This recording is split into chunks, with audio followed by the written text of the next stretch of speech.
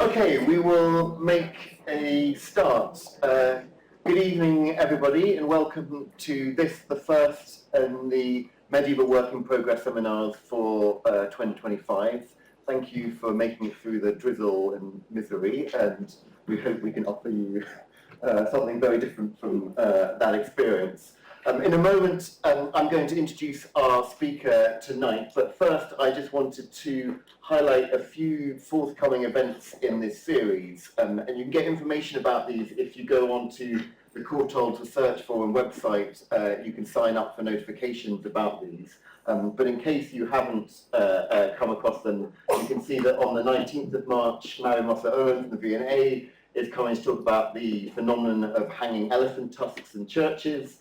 On the 30th of April, we're hosting the annual lecture for the Corpus of Romanesque Sculpture in Britain and Ireland, when Michele Vescovi will be talking about Romanesque sculpture and water, the art of carved vessels.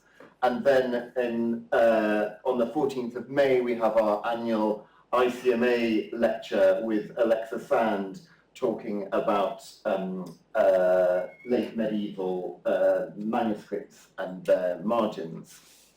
But for tonight, I'm very pleased to introduce our speaker, Dr. Gabriel Bing, who is currently on a fellowship at the University of Vienna, where he's been for several years. His project at the moment focuses on 14th century materials, but he's going to be taking a step back in time for today's lecture, looking at the four walks of the cloister, paradise and practice in the medieval monastery. Gabriel has published widely on aspects of medieval art and architecture. His book, Church Building and Society in the Later Middle Ages, was published in 2017, and he's looked and published particularly on aspects of church building and financing of church building. But he's also kind of moved from that and from a very kind of particular English context in recent years, and particularly since he's moved to Vienna, to think about a wide range of different issues. He's thought about the funding of parish churches in a kind of pan-European context. He's looked at St. Stephen's in Vienna.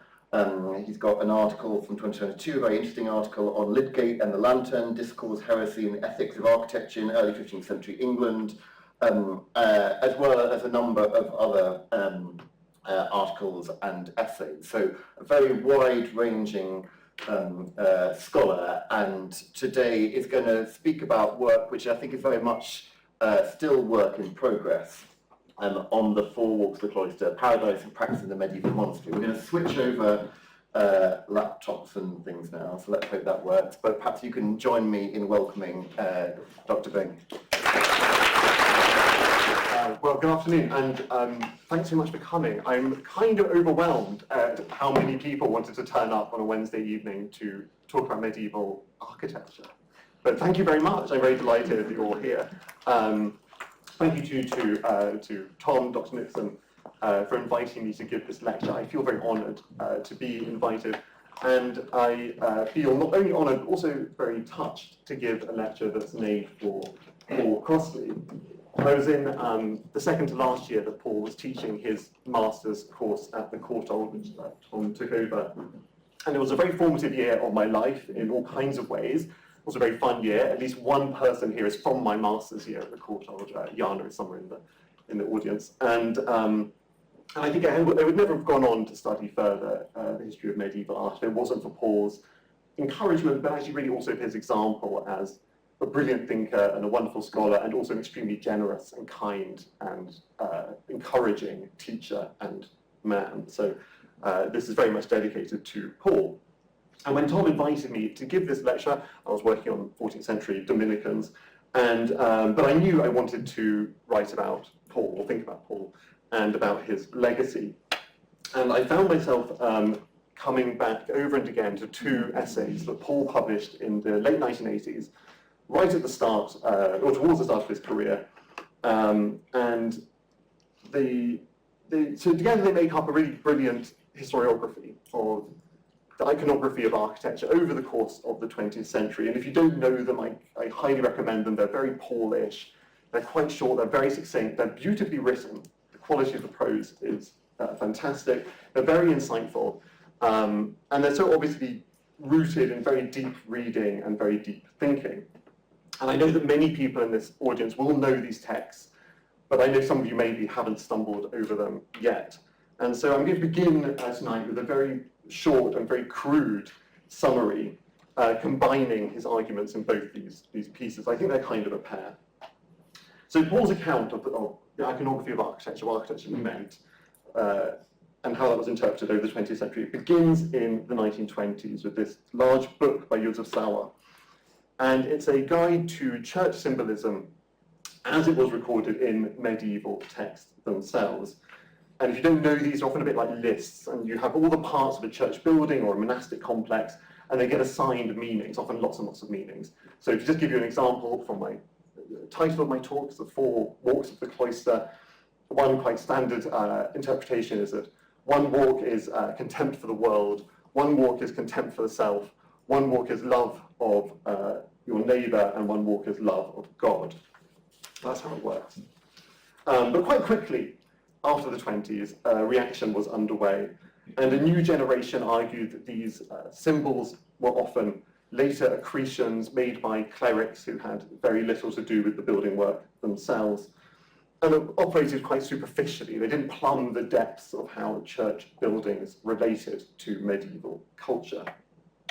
And I think Paul's great insight is to divide this second wave of scholarship between the 20s and the 50s, roughly, into 2 parts. And one group of scholars he calls the iconographers. And they kept this basic structure of the symbol. So you've got a thing, and you have its meaning. You have a signifier and a signified. But they rooted their analysis much more deeply in historical evidence of particular buildings. And the most famous example of this wave is, I think many people here will know, it's a 1942 article by Richard Krautheimer. And Krautheimer argues that buildings effectively symbolized each other using their geometry and their arithmetic. The second tradition, in this kind of middle period, Paul called the iconologists. And they're interested not in churches as symbols, so not that you have a thing and then you have its meaning, but rather as manifestations of an underlying spirit, a geist. And their inspiration was the Vienna School and Max Dvorak. And this is part of a movement called Geistesgeschichte, and the idea is that there is a single underlying spirit that gives the whole of an age, its literature, its art, its architecture, its theology, and so on. It gives it its character. And for Paul, this second group of scholars culminates in 1950 with the work of Hans Sedlmayr on the right-hand side. And Sedlmayr argued, for example, that the vaults of a medieval church, they don't just symbolize the heavens, they're not symbols of the heavens, they directly image the heavens themselves. The idea is you go into a church, medieval church, and you look up at the vaults, and what you see is a direct evocation of paradise itself, not a symbol, but the thing itself. And after this middle period, after the 1950s, the grand meta-historical universalizing approaches of both these traditions fell to postmodernism, and historians turned their attention to individual buildings, to formal analysis, to documents, and to the social and political context of buildings, which, as Tom said, I've worked a lot in myself. And by the time Paul is writing, he thinks that first group is making a bit of a comeback. But I'm going to come back later in this talk to both to Paul's critique of these two traditions. I think he's appreciative and critical actually of them both. And I'm also going to come back to how I think the field has changed in the last 40 years since Paul wrote. Incidentally, it's been about as much time since Paul wrote his essays and today as since Sedlmayr's book and Paul's essays. But I'm going to come back to that later. What I want to begin with here is this observation, that I think scholars are, again, very interested in looking away from questions of symbolism and of meaning But rather than turning to the Geist, the spirit, to this kind of objective immediacy, how the spirit is manifest directly in stone, what they're interested in is subjective immediacy. So it's questions of perception, of phenomenology, of atmosphere, of the sensory qualities of buildings, particularly beyond the visual. So questions of sound and smell, pre-conscious impressions, and also of affect and emotion, these kind of direct responses that we have to buildings.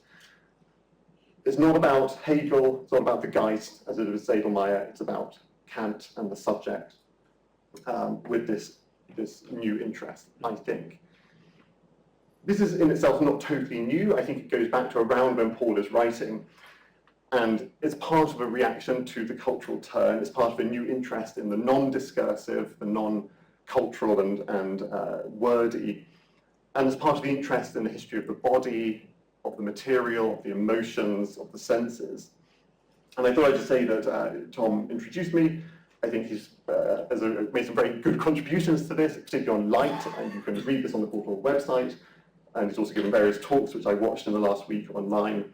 And even as I was preparing this lecture, so just really in the last few months, as I was thinking about this, Paul Binsky published a book with the title Architecture and Affect.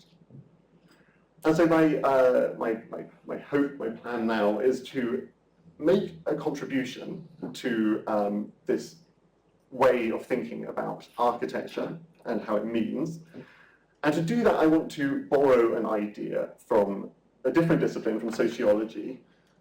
I take it from practice theory, which is really a big group of theories and methodologies that sociologists have used since about the 1970s.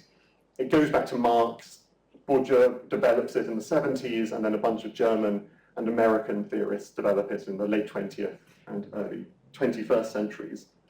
And these ideas get very, very elaborate. What I want to borrow is a very simple thought, which is that our basic unit of analysis is the moving human body, and particularly the moving human body as it interacts in quite everyday, quite regularized, repetitive ways with its environment. And so my idea is, or my proposal is, to think about iconography not as, say, a fixed repertoire of meanings, not as a manifestation of the Geist or the spirit, not even necessarily as a kind of atmosphere, but rather as something that you do, so a kind of activity that you carry out at a specific time and in a specific place. And even more than that, as an embodied activity, so something you do with your eyes and your head and your torso, and something that involves not only looking, but also feeling and thinking. And these three, looking, feeling, thinking, are going to be the basic structure for everything that now follows in this talk. And to show how I think this could work, I want to focus on a period when the regulation of the body is very salient in historical sources, which is the reform movement that sweeps across the church in the course of the 12th century. And integral to this movement was a belief that monasticism had been corrupted by its own success, that wealth had led to laxity, and that reform was urgently needed. And the cure to this corruption was going to be a return to the origins of monasticism, and particularly to the monastic rule. And in the context of Latin medieval Europe, what I meant was the rule of Saint Benedict. Now, if you go and read Benedict's rule, you will find that one of the longest chapters and one of the most prominent chapters in the rule is chapter 7. It was so important in the Middle Ages, was understood to be so important, it was quite often copied out in its own right, and it was given a text, it was given a title as a freestanding text of the 12 steps of humility. And this chapter climaxes in the final step, the 12th step, and you build up to this, and it climaxes with an instruction about the body. And so I'm going to read this now. Benedict writes that the monk is humble when he is not only humble at heart, but when he also makes this always visible to onlookers through his external behaviour, which means that during the Opus Dei, in the oratory, in the monastery, in the garden, on the road, on the land, or where he sits or walks or stands, and I think this kind of constant repetition is important. Benedict tells us this is important, it's really everywhere. He must keep his head bowed and his eyes fixed towards the earth. And when you start looking for traces of this instruction in 12th century reformist texts, you quickly find it in a lot of different places. So you find it in sermons, and I think particularly in sermons given in a monastic context. You find it in monastic custommaries. So these are extra rules that individual monastic houses wrote just for their own use, so on top of Benedict's rule. So for example, Barnwell Priory in Cambridgeshire added rules, for example, not to let your eyes wander when you're in chapel or when you're in the dormitory. You have to keep them fixed. You also find it in texts that are written very explicitly to guide monastic behaviour. So a Cistercian called Stephen of Sawley wrote a text called The Mirror of Novices, so it's for new monks, trainee monks, and he told them that when they're in chapel, they have to keep their gaze fixed on a single point and not look all around. And then you also find it in texts written for monastic leaders. I'm going to dwell on one of these texts a little bit more length now. It's a text by far and away the most influential reformer of them all, a man called St. Bernard, and it takes the form of an extended meditation on chapter 7 of Benedict's rule. He's writing it for a former colleague of his who has just been appointed an abbot, and he's for the first time taking over a monastery, and Bernard is going to help him out with some guidance on how he should rule his monks. And so Bernard, of course, logically turns to Benedict's text for instructions. But what Bernard writes in this kind of quite Bernardy way is an inversion of Benedict's text. So instead of it being how to achieve humility, it's how do you avoid pride. So it's kind of the opposite of the same. And the steps are reversed as well. So the 12th step of Benedict, this one, becomes the first step for Bernard. And he lavishes a lot of attention, even more than Benedict, on the body and on looking. So I'm going to read this now. So Bernard writes, "The first step of pride is curiosity, and curiosity is a great sin in the Middle Ages. That's obvious to his readers. How does it show itself? You see one who up to this time had every appearance of being an excellent monk. But now you begin to notice that wherever he is, standing, walking, or sitting, and I think there's an echo here of Benedict's rule, all these different postures, his eyes are wandering, his gaze darts right and left, his ears are cocked, some change has taken place in him, and every movement shows it. So rather than being fixed on the ground, his gaze is wandering. Rather than being bent over, his movement shows that he is looking." And Bernard continues, "He used to watch over his own conduct, and now all his watchfulness is for others. Are the eyes never to be raised at all? Yes, but only for two reasons, to look for help or to help others. If for some motive other than these two you raise your eyes, I'm afraid you imitate neither the prophet nor our Lord, but Dinah, Eve, or Satan himself." And I've included the end of this quote because I want to show that Bernard is giving this instruction a very strong moral charge. I know this is just a trope, it's not a standard piety. Bernard really means business here. And one very common strategy that is used by Bernard and the reformers is to link looking to lustfulness. And Bernard is doing this here, I think, with his reference to Dinah and to Eve. So Eve, in particular, is key. She's linking sensory temptation and sexual awakening and an irrevocable fall and sinfulness. And there are plenty of sources around in the 12th century that linked looking and lust.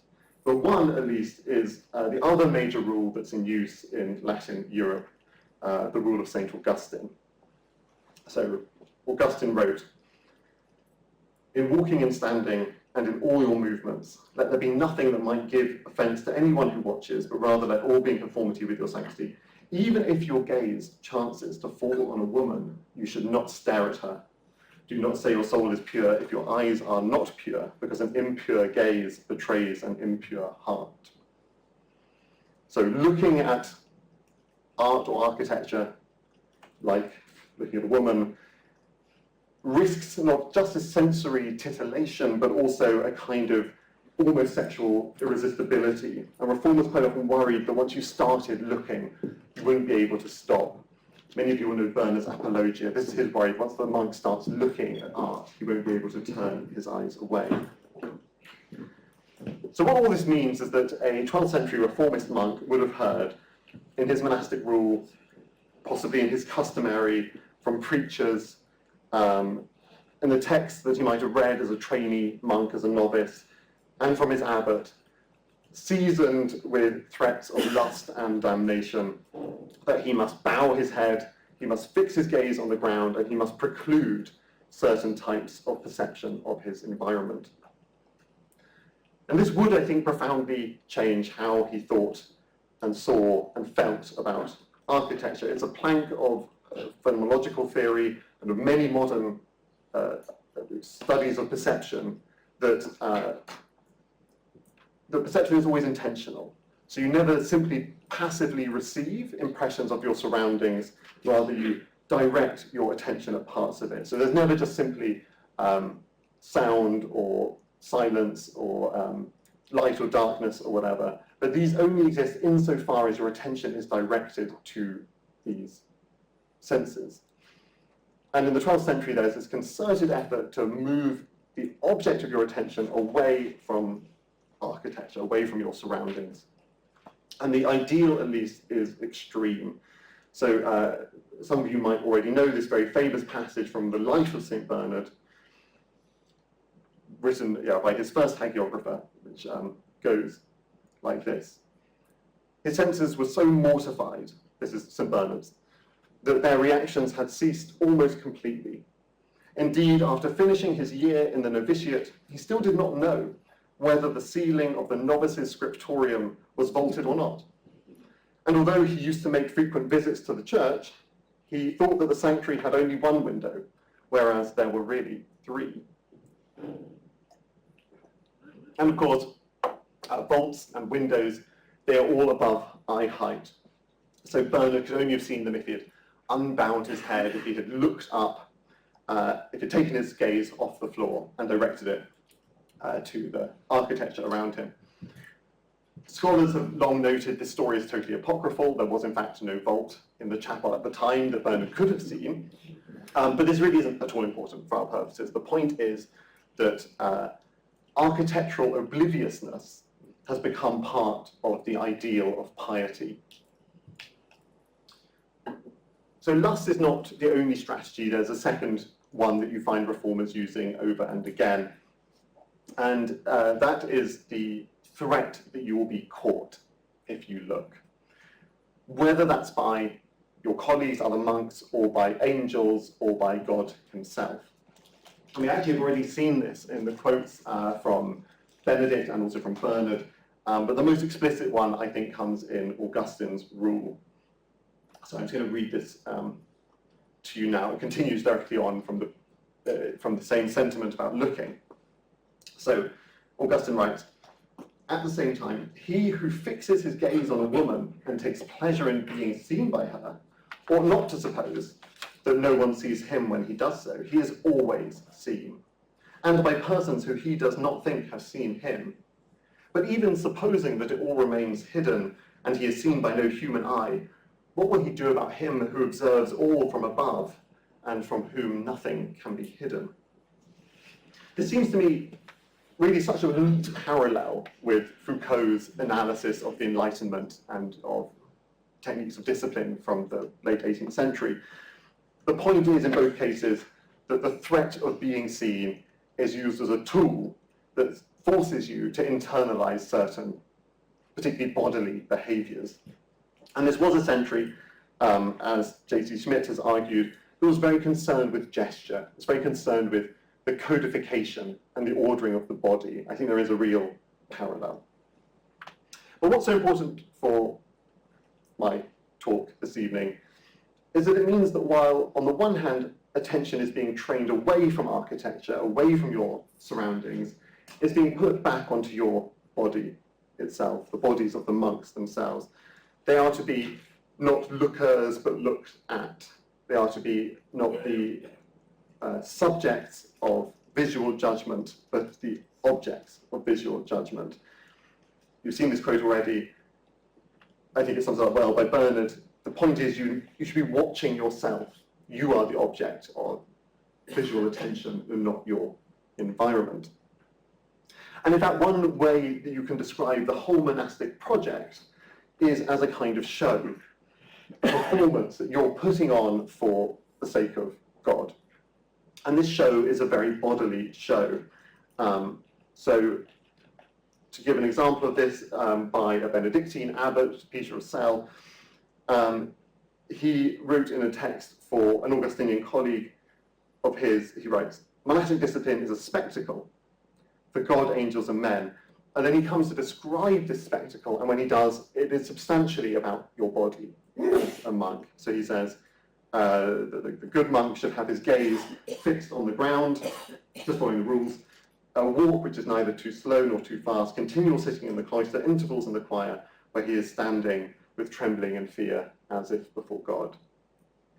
And we, I think, might be tempted to think of a spectacle as a bit insincere, a bit artificial, but in medieval thought, your exterior performance, your behavior, is very closely tied to your interior reality. The two are not very divided in the 12th century.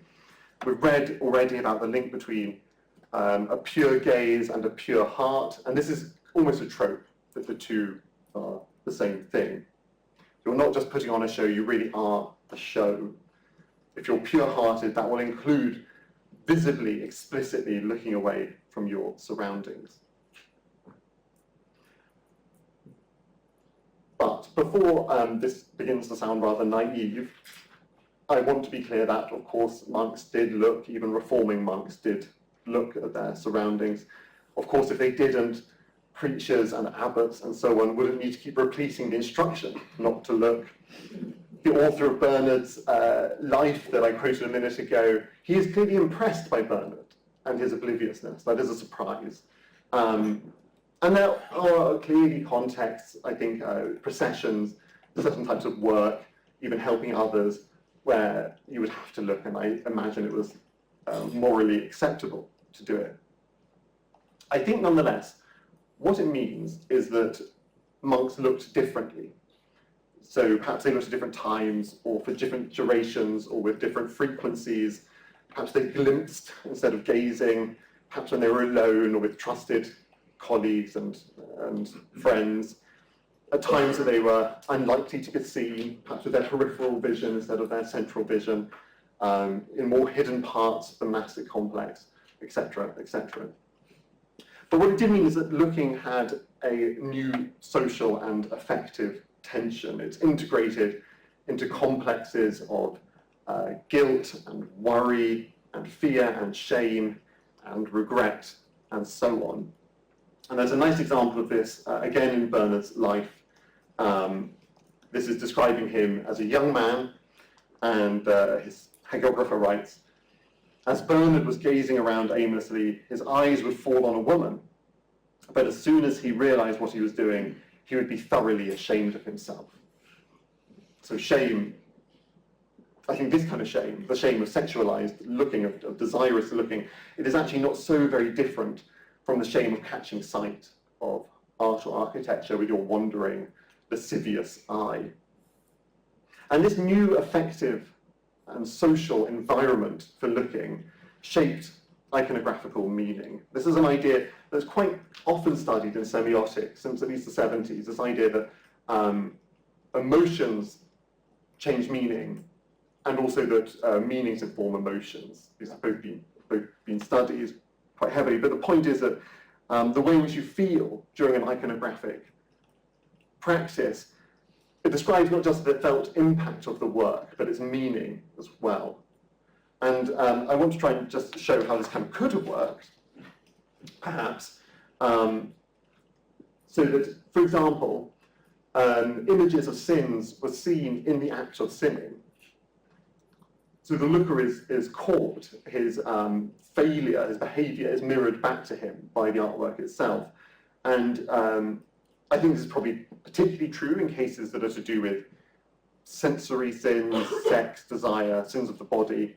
And so I've included here various examples of the temptation of Eve.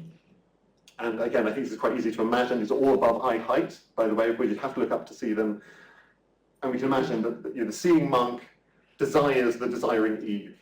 So he could imagine himself, the monk, that he is caught by God in the moment of sinning, just as he is catching Eve in the moment of her sin. And I just want to make this point that I have to say behind the microphone, but here, if your eye kind of follows in this capital Vesile, as your eye follows the gesture of Eve, your eyes look with her eyes at Adam, but Adam looks back at you, and I think you're kind of caught by Adam as he looks out of the capital. Or the opposite of this, so in scenes of the temptation of Christ, you see the photographic negative of your failure reflected back at you in Christ's resistance, in his purity. So, for example, in this capital, you can see the devil is moving around, he's doing different things, he's often looking at Jesus, but the whole time Jesus looks very resolutely away out of the capital and then back at you, the viewer. And again, I think we're sort of caught by Jesus. Resisting temptation itself quite often appears as a theme in monastic cloisters. This is a lovely story about the baby St. Nicholas, who was so pious, I don't know if you know the story, he was so pious that he would fast from his mother's milk twice a week. And so here you can see him, and the one on the right, he's wriggling away, really like a little baby, to get away from his mother's breast as much as he can. And again, it's very kind of bodily sort of rejection of temptation. It's often used as a symbol for Lent. And we also find, I think, in more explicit ways, the monastic rule itself as a subject for depiction. And so you've seen some of these already. It's not just you're breaking the rule when you're looking at the rule. It's that these are often interpreted by art historians as being part of this reformist movement. So they symbolize this desire to return to the rigor of the founders of Western monasticism.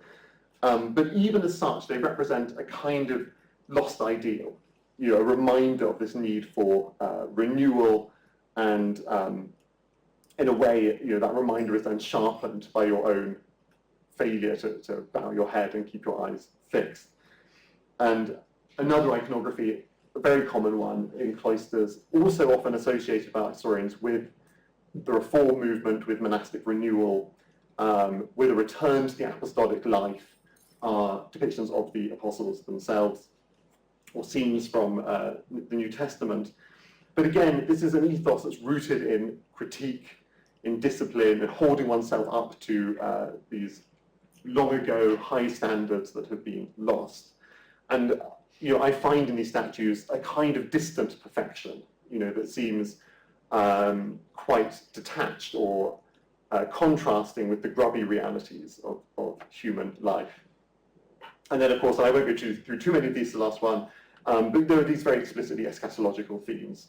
So future realities, which you're currently failing the test to avoid one and go to the other.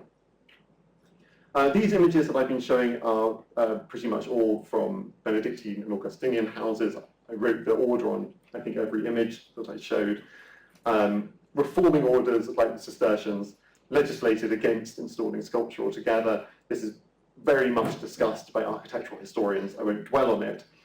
But I do want to just point out that these boundaries were not absolute. So reform crossed between orders. Monks visited one another's houses. They sent texts to one another. The most traditional order of them all, which was Cluny, went through its own reform movement, whereas Cistercian houses softened, or some of the energy and the rigor of this reform movement went out even of the Cistercian houses over the years.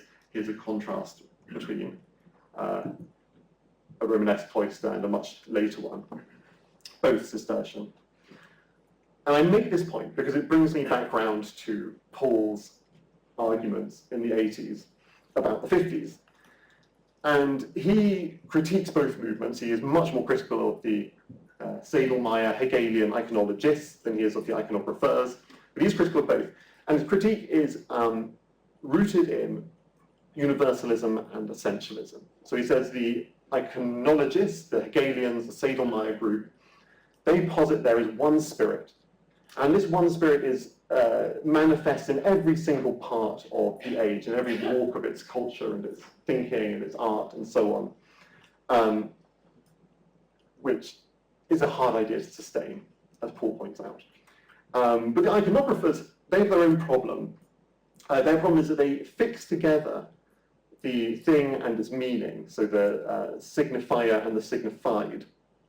And once they're fixed together, these can then be treated as if they were unchanging through time and in different places. And Paul points out that that's also not a very hard argument to sustain. And Paul argues, and he gives his own opinion quite sort of briefly at the end of his essays, but he's writing at the high point of the cultural turn, and he writes in favour of multiplicity and plurality in the way medieval people reacted to their environments. He quotes this, but he says, you should think about all the different ideas that vibrate, is the word he used, that vibrate in the minds of medieval people. And in my reading of his later works on Frankel and on Baxendal, I think he holds to this idea throughout his later work, but I'm very happy to be corrected by people who probably know his opinion much better than I do. I think in many ways, the last 40 years since Paul published these essays has been characterized by work on the structure and the form of these vibrations. So it's been interested in patterns and traditions and modes and registers in the medieval habitus and in medieval devotional practices that suggest regularities in how art was experienced and also how it was made in order to provoke those experiences. And I think here particularly of the work of Paul Binsky and Mary Carruthers and Jeffrey Hamburger and many others who could be named. I think practice theory handles this very well. On the one hand, practices are learnt and they are shared, they're enforced by authority figures, they are regularized. On the other hand, they're also individual, so they're always made by a single body acting at a single moment in a single place. And so there are clearly many practices, and so I would argue there are many iconographies, but there's also types, there are trends and similarities in the way that bodies are prepared to look and think and feel about art and architecture. And the reformers' approach, the way of looking that I've been describing, is very obviously a disruption to established ways of looking. And indeed, scholars have written about the traumatic nature of this reform in the 12th century. It is a disruptive reformation. There's a great little episode in Bernard's life when the clash between these two ways of looking, or maybe rather the coexistence of two different ways of looking, is made very explicit. The passage is describing the visit of the Pope and his bishops to the first Cistercian house.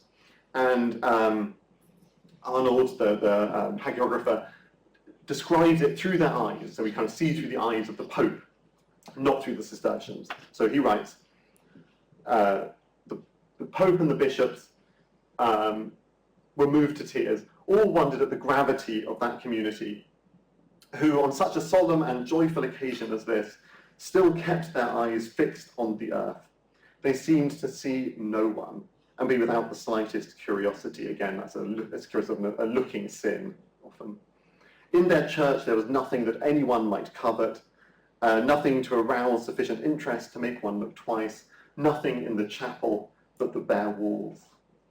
So the Cistercians are clearly following Bernard's example and his teaching, but this surprises the Pope and the bishops. They are kind of amazed by this, and we clearly see that they are looking at the Cistercians, and they're also looking, I think, at the church as well. We kind of see them looking at the architecture.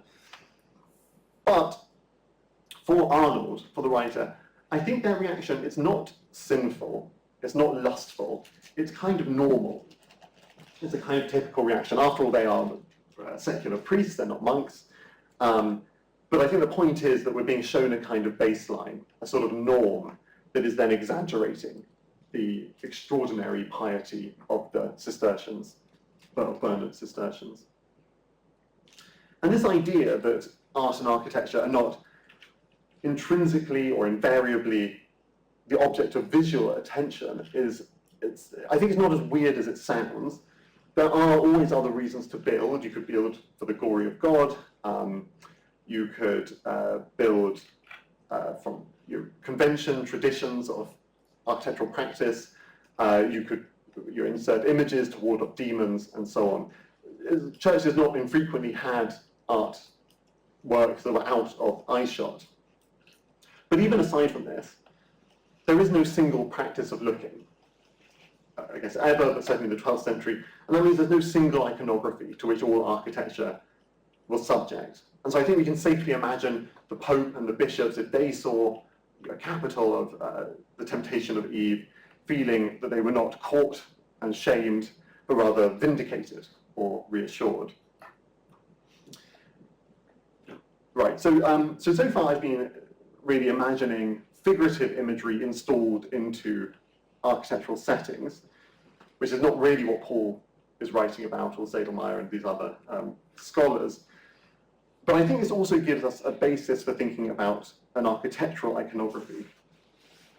And perhaps rather oddly, I think this injunction that you should bend your head and fix your gaze on the ground and preclude the experience of the architecture around you, I think this participated in an enrichment of the use of architecture in thinking, in thought. And I stumbled across this idea, so I've kind of stolen it really from Mary Carruthers' famous book. And she suggests, quite briefly in there, that Bernard's injunction against figurative carving in cloisters, this famous argument in his Apologia, is because looking at architecture makes it harder to think with architecture. And so to try and explain how this rather peculiar idea could work, I want to focus on one of the most influential 12th century texts about the symbolism of architecture. Or the English title would be On the Cloister of the Soul. It's by a reforming Augustinian prior called Hugh of Rouen. It's definitely not very good pronunciation.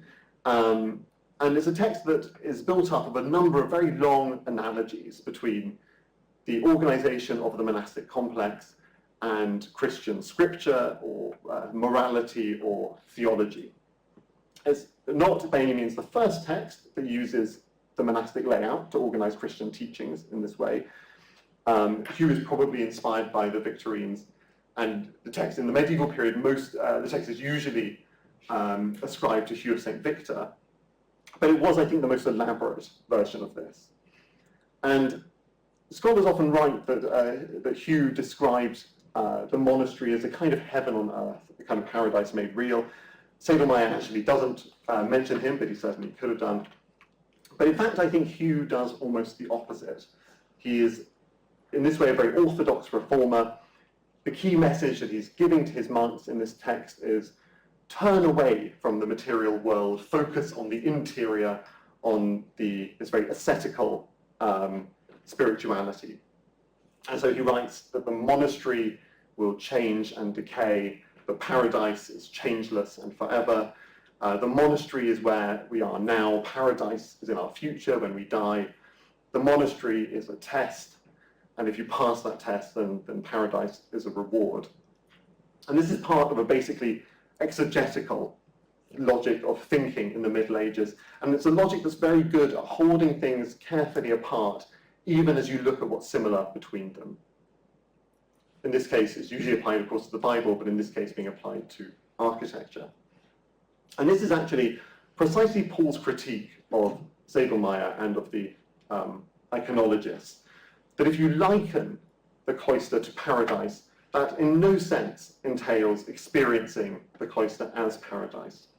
And so Paul writes, very pithily, it runs counter to the whole character of medieval symbolism to transform a metaphorical meaning into a literal one. And Paul's text, this one is called The Limits of Architectural Iconography, or limits of iconography. And I think this is certainly one of those limits that Paul is talking about. Hugh actually does mention the physical properties of real worldly monasteries, but he does so very briefly. And of course, this is a text that's all about turning away from the material, so it makes sense that he doesn't write much about it. When he does, I think it's quite revealing. It's a very short passage. It's about the garth, which is the bit of grass in the middle of the cloister, the garden, as it were, in the cloister. And this is what he writes. The green turf, which is in the middle of the material cloister, refreshes in cloistered or monastic eyes, and their desire to study returns.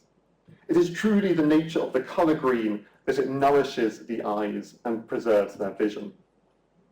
So, in other words, the job of the material cloister, the real actual cloisters in the world, is pragmatic and functional. It is not transcendental. It's not even meaningful. The point is, it's going to help you to read. It's going to help you to fix your eyes back on your books and keep your head bent. And historians quite often, I think, talk about the cloister as a kind of corridor, as a kind of space for moving around the monastery. But in the sources that I've been reading as I was preparing this, it's usually referred to, I think, by reformers as a place where you read. And so the point is that the library is where you store books. You go to the library, get your books, bring them back to the cloister, and that's where you read them, which is totally logical because, of course, it's dry, it is shaded, but it's got the most light. So it would make sense you would read in the cloister. And when you talk about postures, about bodily postures, the posture that gets assigned to the cloister is sitting, not walking.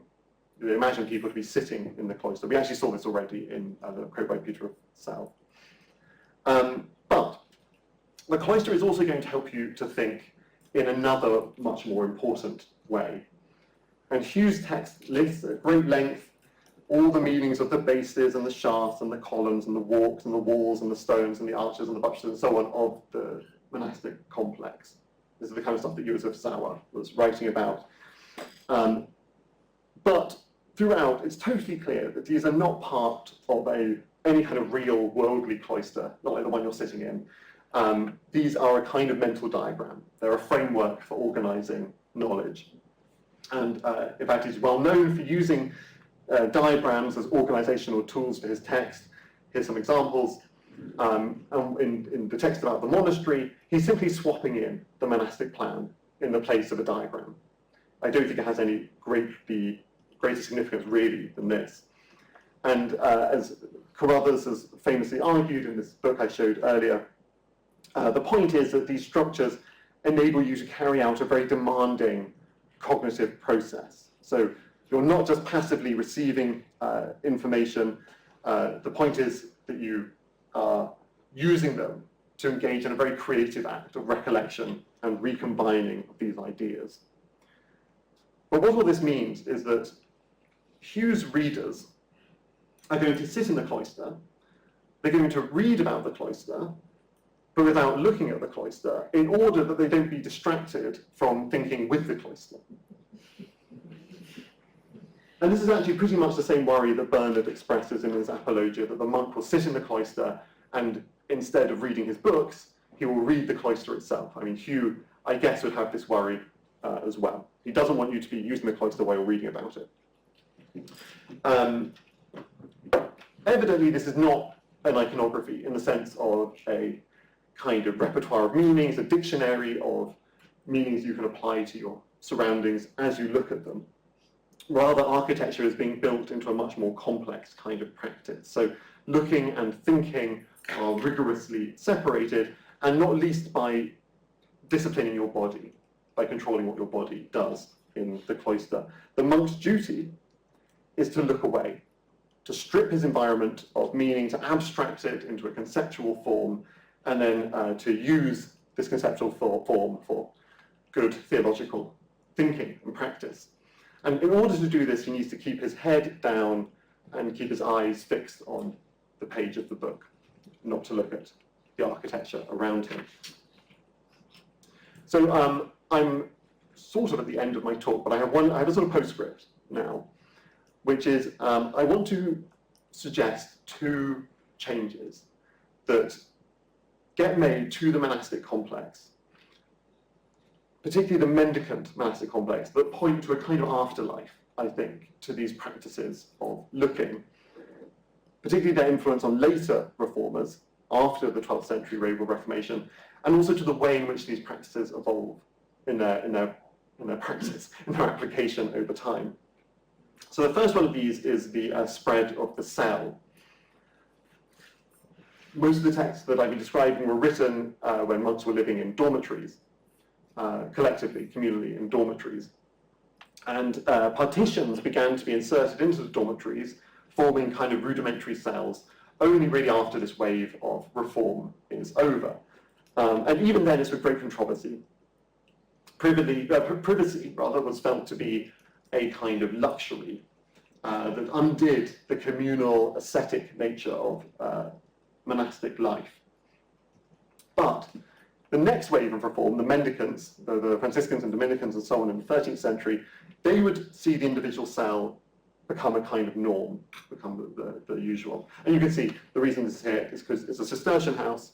So where is it there? You can see these partitions forming cells inside the dormitory in the later century.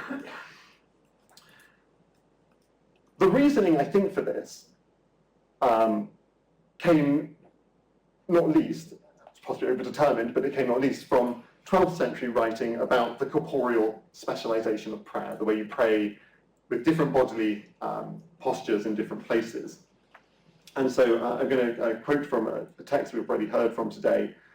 And Peter writes of the monk, or the good monk, how his head is inclined. The monk always has his gaze fixed on the ground when he is in public. But when his door is closed and he enters his room, he lifts up his head and he turns his eyes to the heavens. I don't think this idea is found in Benedict or in Augustine or in Bernard or these other earlier reformers that I've quoted so far. But it's quite a logical extrapolation. Lifting the eyes to heaven is part of the gestural vocabulary of prayer, also in the 12th century. But evidently, you need privacy to do that without suspicion, without judgment from your colleagues or perhaps from God. And the mendicants would would follow this logic through into a kind of norm where every friar received his own cell, and would of course later also decorate their cells so that you could practice visual devotions of a kind that I don't think are being imagined by the 12th century reformers that I've been mentioning. And I show here a very famous Dominican cell. And the Dominicans were particularly active in disseminating the works of 12th century reformers, of men like Hugh of Foix, both in the 13th century and then again in the 15th century. They maintained their interest in these 12th century reformers. The second development, and this is much less common, but I find extremely interesting, is the addition of a second cloister. And there's quite a lot of evidence for this amongst German mendicants in later centuries. And you can see three examples here. The smaller cloister, the second cloister, is always away, nearly always away from the chapel. It's often smaller, it has just 3 walks here instead of 4, or it's kind of missing a bit up here, and has very peculiar dimensions. It's by no means a square, or here it's only got 2 walks. So it doesn't, in other words, it doesn't conform to the large square layout of the Cistercian, the traditional kind of Benedictine Cistercian cloister. Interestingly, this smaller cloister, the kind of wonkier one that's missing a few sides and is further from the chapel and so on, this is the one that is used by the friars. And the big one, the large one that's a square and sort of traditionally planned, that's the one that's open to the public, or semi-open to the public. These are mostly urban friaries. And so it seems as if, as an urban public gains access to the monastic cloister, the friars build themselves a second, smaller one where they can read and think in peace, without, I guess, being fearful of being looked at. But this second one is strictly practical. It doesn't need to be looked at. It doesn't need to answer to those kind of aesthetic traditions. It just needs to be light, shaded, and dry. And that means that its architectural execution can be correspondingly practical. And so it's kind of as if these two different practices of looking, one lay and one monastic, are producing two different kinds of cloister, each suited to its requirements. So I want to finish with this thought. I wonder if the reason that scholars feel drawn to research the immediate sensory qualities of architecture is not just to do with a reaction to the cultural turn and to look beyond the non-discursive and so on. But I wonder if it's rather more instinctive. And I suspect that many of us who work on these buildings do so out of a passion that is fundamentally felt and phenomenological rather than intellectual and cognitive. And so then to wonder how their first visitors moved through them, to imagine what they saw and when and how, to examine what they thought and they felt as they did so. In some ways, these are the kind of immediate emotional questions that draw us into this study in the first place. And then to think about this is always then to reflect on how different those early reactions and engagements were from our own today. And as I prepared this lecture, I found myself thinking again and again how the ways that I look and think about architecture are products of such different priorities from those of the Middle Ages. I think rarely older than the 18th century, or maybe even more recent than that. This kind of disinterestedly wandering through historical buildings, not paying much attention to my own virtue or my own posture, quite openly looking at art or architecture, talking about it with whoever I'm with. These are so different from the ways that a reformist 12th century monk was told to engage with their environment. And I did find myself wondering if the reason that iconography has so often been treated as a kind of repertoire of disembodied, kind of platonic meanings is because we're so unself-conscious about how we look at architecture today. In both of Paul's essays in the 80s, one of his main critiques is actually a very kind of ordinary one, that it's not good history, that both the iconographers and the iconologists are not thinking historically. They're making big generalizations based on modern ways of thinking, modern practices, modern assumptions, and they're ignoring the distinctiveness of medieval culture. They're not reading the sources and thinking about what they really mean. And so what I hope is that this talk has suggested one way of trying to root the whole idea of iconography very carefully in the past by thinking about how it was done, how it was activated, how it was practiced, how it was applied at particular moments, in particular places, by particular groups of people. Thank you.